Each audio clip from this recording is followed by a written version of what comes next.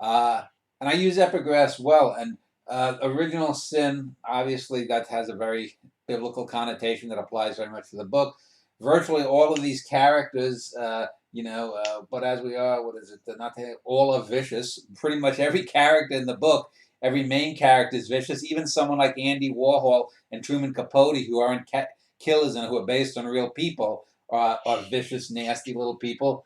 And death is the only way to be cleansed. And the book ends with more violence, more murder, and it ends in water, and it ends with a very biblical uh, sort of the rebaptism, in a sense, of Big Frank, Michael rowed the boat ashore kind of thing. And so, now that's not something, because when I chose to have the four books and chose to have Original Sin, and I broke it up into the four natural parts of that poem. It's about a page and a half in length.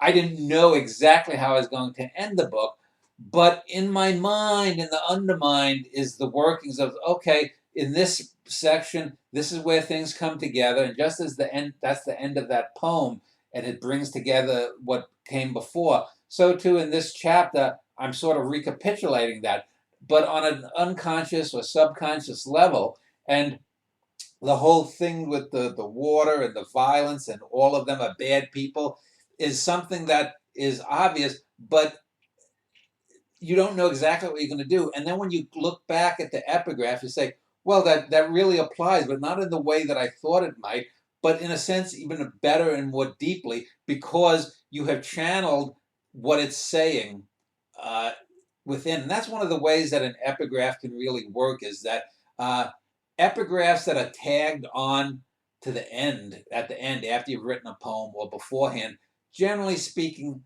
are probably not going to work as well. Whereas if you have an idea for a poem or a piece of writing, the epigraph, you're going to play off of it. It's going to either be playing off it, or it's going to actually embody what is being said.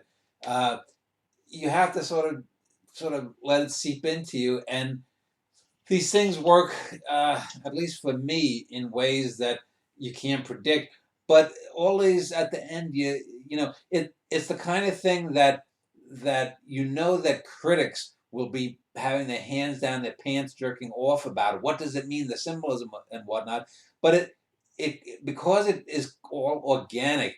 You don't, I'm not worrying about every little thing. I mentioned, like, when I read some books, like I read some of these textbooks on literature that these high school kids these days are exposed to, and they so miss the point of literature. They so miss the point. They will have a poem and they'll try to explicate it. What did the author mean by this line? They fall into the intentional fallacy rather than critically looking at what works and what doesn't work and why. Uh, but when you do that, you miss the big points of what art is to do. And art isn't just about I want to say A, B, and C, so I've got to cram them in and then throw on a little artifices of art or philosophy. You have to really embody that, take in what you want to say or whatnot, but be willing to allow it to come out however it wants, and it will probably come out richer and deeper. At least if you're someone who's got a brain and got a good amount of talent, like I do, or like my wife Jessica does, or a few other people that I've known over the years.